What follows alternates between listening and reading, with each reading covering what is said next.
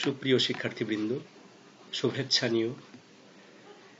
আজকে বিষয়ের আলোচনায় যাবার আগে আমি তোমাদের এমন একজন মানুষের গল্প শোনাতে চাই যার অসীম ধৈর্য ও সাধনা তাকে দেশের অন্যতম গুরুত্বপূর্ণ ব্যক্তিত্বে পরিণত করেছিল।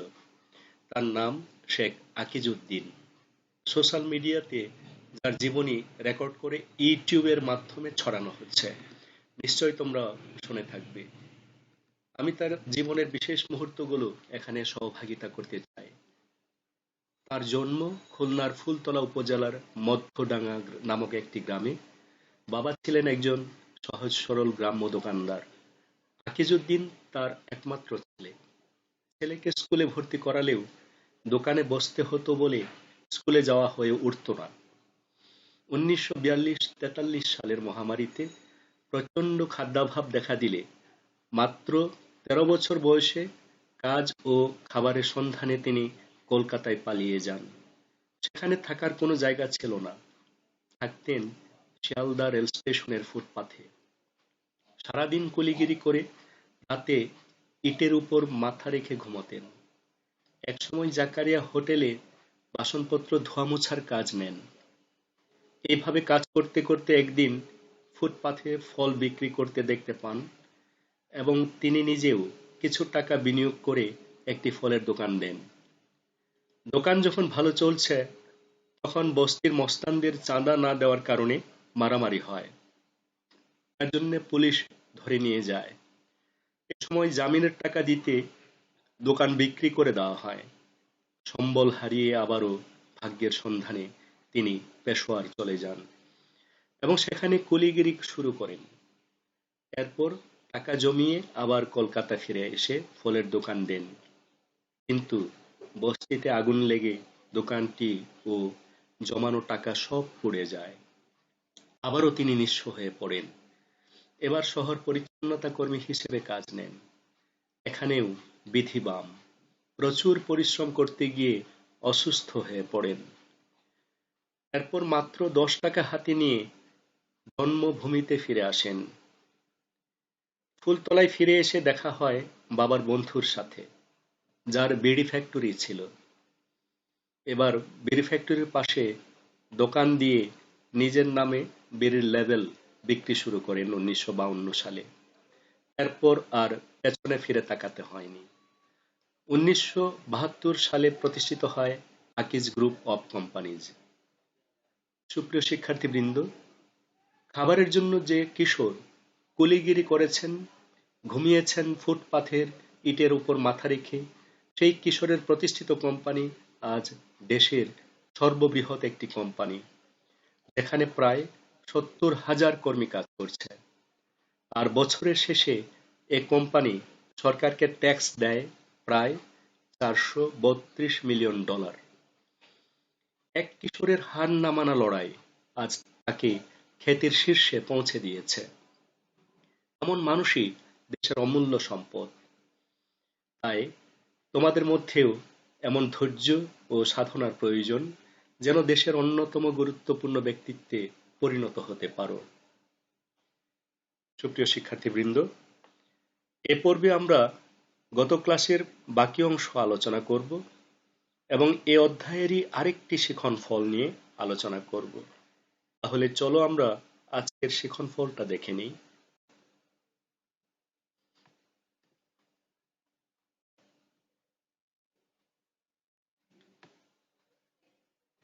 গত পর্বের শিখন ফল ছিল সামাজিক সমস্যার ধারণা, বৈশিষ্ট্য ও কারণ ব্যাখ্যা করতে পারবে। আমরা ইতোমধ্যেই সামাজিক সমস্যার ধারণা ও বৈশিষ্ট্য আলোচনা করেছে। আজকে কারণ আলোচনা করব। আরো আরো শিখন ফল হলো সামাজিক সমস্যার আন্তঃসম্পর্ক বিশ্লেষণ করতে পারবে ও আর্থসামাজিক, মানসিক, রাজনৈতিক এবং পরিবেশগত সমস্যার ছক তৈরি করতে পারবে। শিক্ষার্থীবৃন্দ, তাহলে আমরা আজকের আলোচনা শুরু করি। আমাদের দেশে নানাবিধ কারণেই সামাজিক সমস্যার উদ্ভব হয়, যেমন প্রাকৃতিক কারণ, বন্যা, খরা, জলোচ্ছ্বাসের কারণে সামাজিক সমস্যার উদ্ভব হয়। আবার মানুষের বাহ্যিক ও অভ্যন্তরীণ সমস্যার কারণেও সামাজিক সমস্যার উদ্ভব হয়। বিষয়টি আমরা আরো বিস্তৃতভাবে আলোচনা করি।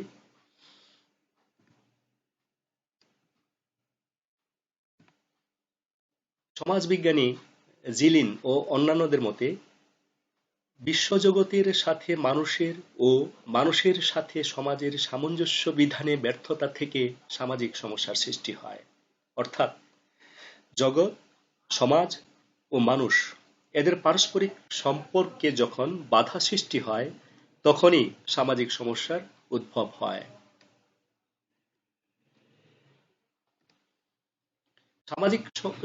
সমাজবিজ্ঞানী আর্কবার্ন বলেন, সদা পরিবর্তনশীল মানব সংস্কৃতির সাথে সামঞ্জস্যহীনতাই সমস্যার কারণ। আমাদের সংস্কৃতির সাথে আমাদের চিন্তা, চেতনা, আচরণ, মূল্যবোধ, আদর্শ, প্রথা, প্রতিষ্ঠান এসব জড়িত। সংস্কৃতি পরিবর্তন হলে সাথে সাথে এগুলোরও পরিবর্তন হয়, আর তখনই সামাজিক সমস্যার সৃষ্টি হয়। সুতরাং আমরা আরো যেসব কারণে সামাজিক সমস্যার উদ্ভব হয় সেগুলো এখানে বিস্তারিত আলোচনা করব।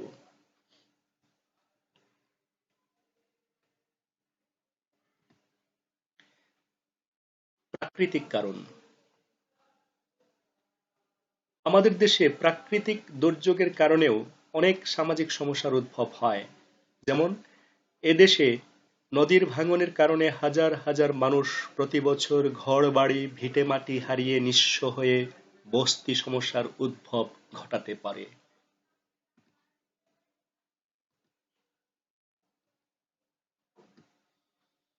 জনসংখ্যা বৃদ্ধি। প্রতি বছর আমাদের দেশে লক্ষ লক্ষ নতুন মুখ সংযোজিত হচ্ছে, কিন্তু সে অনুযায়ী আবাদি ভূমি, ঘরবাড়ি, স্কুল কলেজ, অফিস আদালত, কলকারখানা, হাট বাজার, কর্মসংস্থান ও উৎপাদন বৃদ্ধি পাচ্ছে না। তাই সমস্যার উদ্ভব হচ্ছে।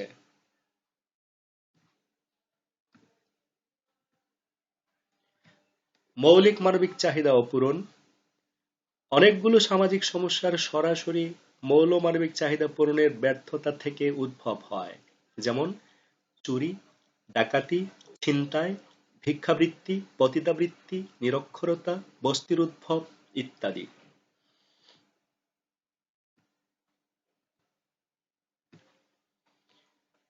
সামাজিক পরিবর্তন। সামাজিক পরিবর্তনের মধ্য দিয়ে সমাজ দ্রুত উন্নতি ও অগ্রগতির দিকে এগিয়ে যাচ্ছে। সমাজ যতই উন্নত হচ্ছে ততই সমাজের অভ্যন্তরীণ গুরুত্বপূর্ণ প্রতিষ্ঠানসমূহের কার্যকারিতাও হ্রাস পাচ্ছে। যেমন পারিবারিক ও সামাজিক নিয়ন্ত্রণ শিথিল হয়ে পড়ায় কিশোর গ্যাং এর মতো সমস্যার উদ্ভব হচ্ছে।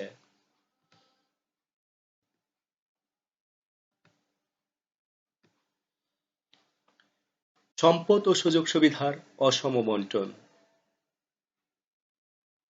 আমাদের দেশে গ্রাম ও শহরের মধ্যে সুযোগ সুবিধা প্রাপ্তিতে বৈষম্য যেমন রয়েছে, তেমনি বৈষম্য রয়েছে ধনী ও গরিবের মধ্যে। আবার রাজনীতির সাথে জড়িত ও জড়িত নয় এমন জনগণের মধ্যেও বৈষম্য রয়েছে। যেমন অতি সম্প্রতি রিজেন্ট হাসপাতাল ও রিজেন্ট গ্রুপের চেয়ারম্যান শাহিদের কুকর্মের চিত্র ফাঁস হওয়ার পর বিষয়টি আরো সুস্পষ্ট হলো রাজনৈতিক পরিচয়ে মানুষ কত সম্পদ ও সুযোগ সুবিধা পেতে পারে।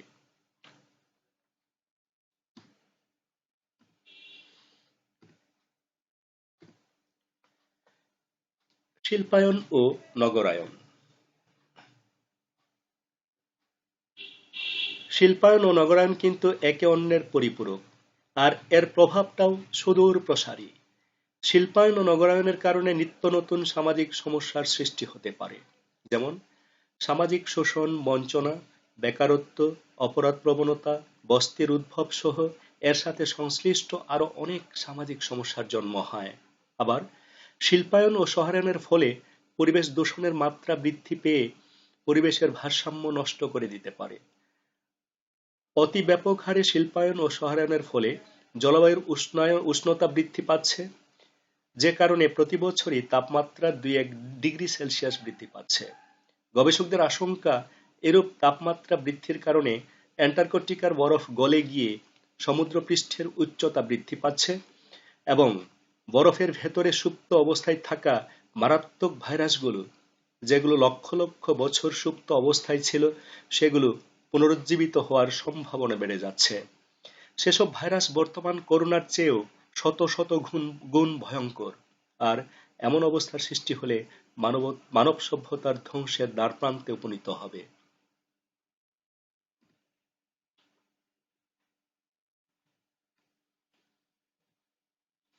দ্রব্যমূল্যের ঊর্ধ্বগতি। আমাদের দেশে নিত্য প্রয়োজনীয় দ্রব্য সামগ্রী যেমন চাল, ডাল, মাছ, মাংস, তরিতরকারি এবং চাহিদা পূরণের অন্যান্য গুরুত্বপূর্ণ উপকরণের মূল্য বৃদ্ধি পেলে তখন সেগুলো সাধারণ মানুষের নাগালের বাইরে চলে যায়। আর এসব উপকরণ না পেলে মানুষ সমস্যায় পড়ে।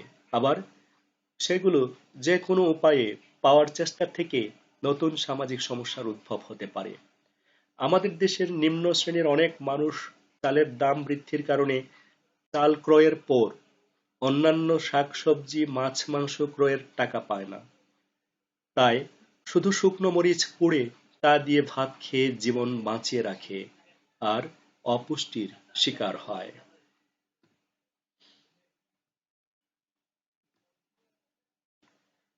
মাথাপিছু আয়ের স্বল্পতা।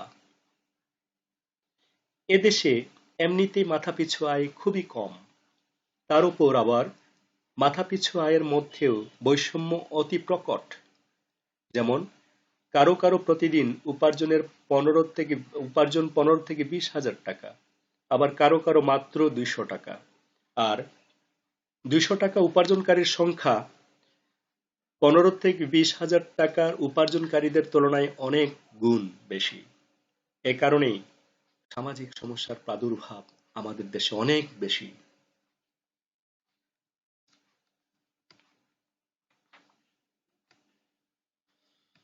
বৈজ্ঞানিক চাষাবাদ পদ্ধতির অভাব।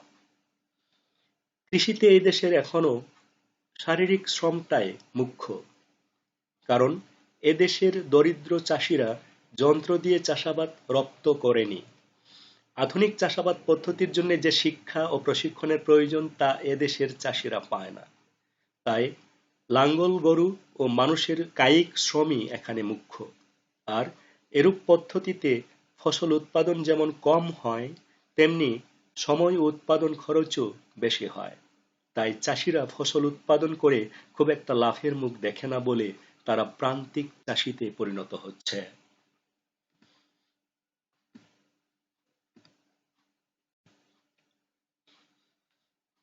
রাজনৈতিক অস্থিরতা। রাজনৈতিক অস্থিরতার কারণে সামাজিক সমস্যার উদ্ভব হতে পারে। তার প্রকৃষ্ট উদাহরণ হল 1971 সালে স্বাধীনতা যুদ্ধের পর এদেশে দুর্ভিক্ষ সহ অনেক সামাজিক সমস্যার উদ্ভব হয়েছিল। আরেকটি উদাহরণ হল মিয়ানমারের অভ্যন্তরীণ রাজনৈতিক কারণে রোহিঙ্গা জনগোষ্ঠীকে নিজেদের দেশ, ভিটামাটি, জমিজমা ছেড়ে বাংলাদেশে শরণার্থী হিসেবে আশ্রয় নিতে হলো। এই পরিস্থিতি রোহিঙ্গাদের জন্য যেমন সমস্যার, তেমনি আমাদের দেশের সার্বিক নিরাপত্তার জন্যও হুমকি স্বরূপ। এর মাধ্যমে উভয় দেশেই নতুন সামাজিক সমস্যার উদ্ভব হচ্ছে।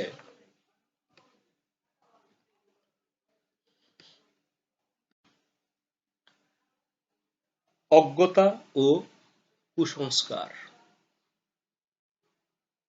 আমাদের দেশের অধিকাংশ জনগোষ্ঠীকে শুধু ধর্মের নামে বিপথগামী করা যায়, কারণ তারা প্রকৃত শিক্ষা বঞ্চিত। আর সমাজের স্বার্থান্বেষী মহল তাদের মগজটাকে এমনভাবে ধোলাই দিয়েছে যে তাদের মুখে মুখে শুধু তাদের শেখানো বলি আওড়াতে শোনা যায়, যেমন মরলে শহীদ, বাঁচলে গাজী। আর এইভাবেই তারা অজান্তেই বড় বড় ঘটনা ঘটায় এবং সমাজের নতুন নতুন সমস্যার সৃষ্টি করে। যেমন হলি আর্টিজানে জঙ্গি হামলা, যে কারণে অনেক বিদেশি আমাদের দেশ ছেড়ে নিরাপত্তার অভাবে পালিয়ে যায় এবং তাদের সাথে সম্পৃক্ত হাজার হাজার মানুষ কাজ হারিয়ে বেকার হয়ে পড়ে।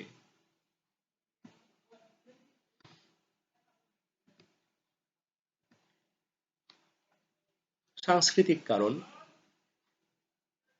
সারা বিশ্বেই বর্তমানে মিশ্র সংস্কৃতি বিরাজমান। এমন মিশ্র সংস্কৃতি জনগণকে বিভ্রান্ত করতে পারে এবং সাংস্কৃতিক শূন্যতার সৃষ্টি করতে পারে। ভিন্ন দেশের ভিন্ন সংস্কৃতির ওপর আকৃষ্ট হয়ে আমরা যখন আমাদের দেশের সেগুলোর প্রয়োগ করি, তখন সাংস্কৃতিক দ্বন্দ্ব সৃষ্টি হয়। আর এমন সাংস্কৃতিক দ্বন্দ্ব থেকে মারাত্মক সামাজিক সমস্যার উদ্ভব হতে পারে। যেমন নাইট ক্লাব, সীসা ক্লাব এগুলো আমাদের দেশীয় সংস্কৃতির সাথে সামঞ্জস্যপূর্ণ নয় বলে এর থেকে সমস্যার সৃষ্টি হয়।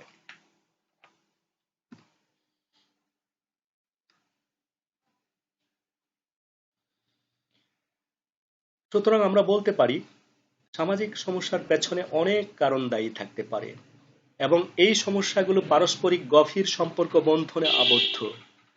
সমাজস্থ মানুষের সামাজিক সম্পর্ক যেরূপ জটিল, সামাজিক সমস্যা সমূহ তদ্রূপ।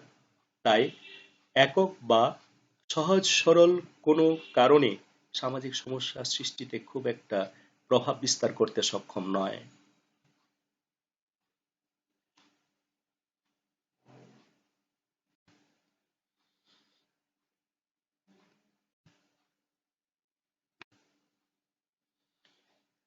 সামাজিক সমস্যার আন্তঃসম্পর্ক এখন বিশ্লেষণ করব। বিভিন্ন আলোচনা থেকে আমরা জানতে পারলাম সামাজিক সম্পর্কসমূহ বিনিশতার মালার মতো পারস্পরিক সম্পর্কে আবদ্ধ, অর্থাৎ প্রত্যেক সমস্যায় একটি আরেকটির কারণে সৃষ্টি হয় এবং পরস্পর পরস্পরের উপর নির্ভর করে সমাজে টিকে থাকে ও সমাজকে অস্থিতিশীল করে রাখে।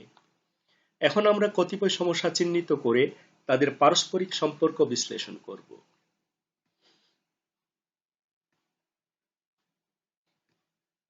সমস্যার আন্তঃসম্পর্ক। প্রথমেই দারিদ্র। এই দারিদ্র্যের কারণে জনসংখ্যা স্ফীতি, আবার জনসংখ্যা স্ফীতির কারণেও দারিদ্র্য জন্ম নিতে পারে।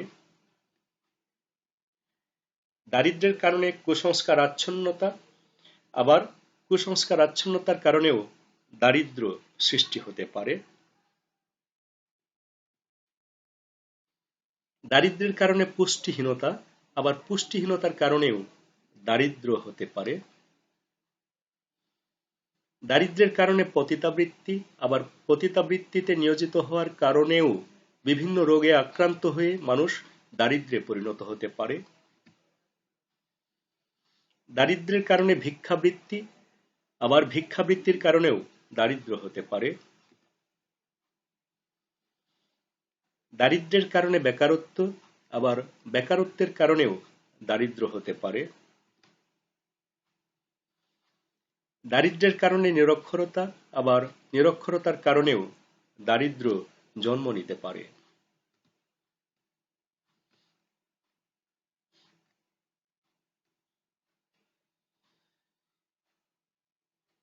এবার আমরা প্রতিটি সমস্যা আলাদাভাবে দেখি। উক্ত সমস্যার কারণে আর কি কি সমস্যার উদ্ভব হতে পারে। যেমন দারিদ্র্য।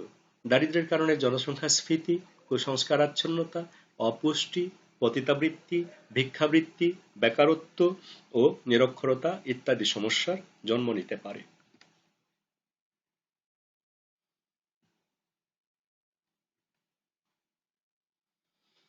জনসংখ্যা স্ফীতির কারণে যেসব সমস্যার উদ্ভব হয়, যেমন কুসংস্কারাচ্ছন্নতা, অপুষ্টি, পতিতাবৃত্তি, ভিক্ষাবৃত্তি ও নিরক্ষরতার মতো সমস্যার জন্ম হতে পারে।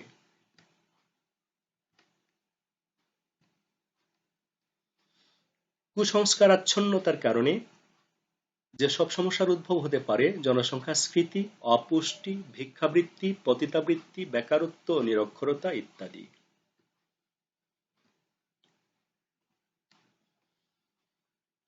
অপুষ্টির কারণে যেসব সমস্যার উদ্ভব হয়, জনসংখ্যা স্ফীতি, পতিতাবৃত্তি, ভিক্ষাবৃত্তি, বেকারত্ব, নিরক্ষরতার মতো সমস্যার উদ্ভব হতে পারে।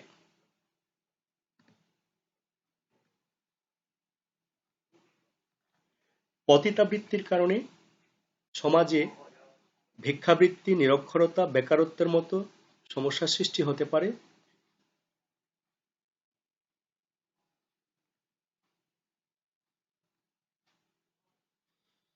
ভিক্ষাবৃত্তির কারণে জনসংখ্যাস্ফীতি, কুসংস্কারাচ্ছন্নতা, অপুষ্টি, পতিতাবৃত্তি, বেকারত্ব, নিরক্ষরতা এসব সমস্যার উদ্ভব হতে পারে।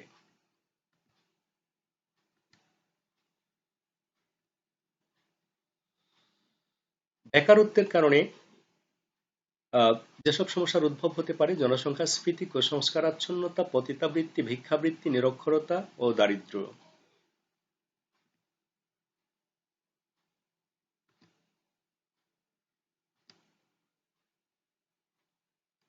নিরক্ষরতার কারণে আরো যেসব সমস্যা সৃষ্টি হতে পারে, যেমন দারিদ্র্য, জনসংখ্যাস্ফীতি, পতিতাবৃত্তি, ভিক্ষাবৃত্তি ইত্যাদি।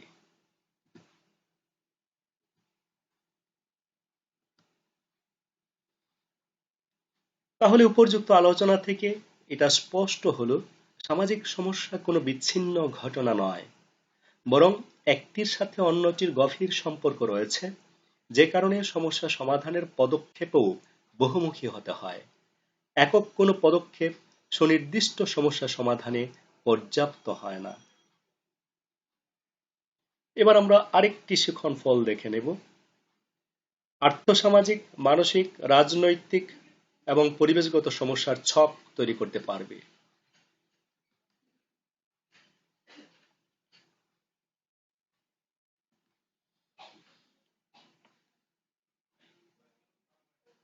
যেমন সামাজিক সমস্যা। সামাজিক সমস্যার কারণে সামাজিক সমস্যার যে শ্রেণীবিন্যাস, সেটা হচ্ছে দারিদ্র্য, বেকারত্ব, পরনির্ভরশীলতা, পতিতাবৃত্তি এবং ভিক্ষাবৃত্তি ইত্যাদি।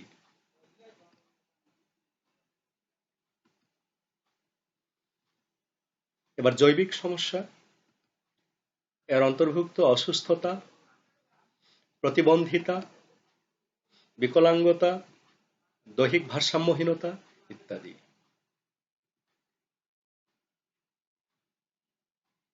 মনস্তাত্ত্বিক সমস্যা: হীনমন্যতা, মানসিক ভারসাম্যহীনতা, স্নায়ুরোগ, বুদ্ধি প্রতিবন্ধিতা, মানসিক বিকৃতি, ব্যক্তিত্বে দুর্বলতা ইত্যাদি।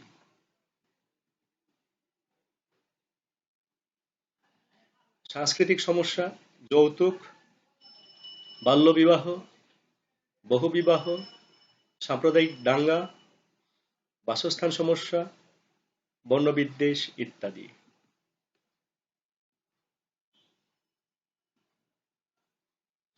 পরিবেশগত সমস্যা: পরিবেশ দূষণ, বনজঙ্গল উজাড়, ভৌগোলিক পরিবর্তন, জলবায়ু ও আবহাওয়ার পরিবর্তন, উষ্ণায়ন বৃদ্ধি ইত্যাদি।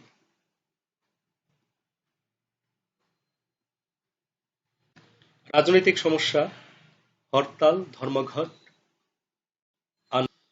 তোমাদের কোনো প্রশ্ন থাকলে ndclearninghome2020 এই ইমেল নম্বরে নিজের নাম, পরিচয় দিয়ে তোমাদের প্রশ্ন পাঠিয়ে দিতে পারবে।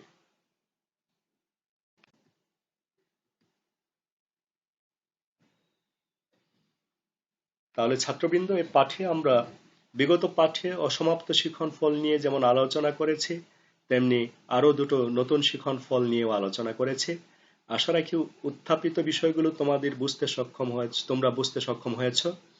যদি তোমাদের কোনো প্রশ্ন থাকে, তাহলে নিজের নাম, পরিচয় দিয়ে আমাদের নির্ধারিত ইমেল নম্বরে প্রশ্ন পাঠিয়ে দিও। আবারও কথা হবে আগামী পাঠে। আজকের এই পাঠ দেখার জন্য তোমাদের অসংখ্য ধন্যবাদ।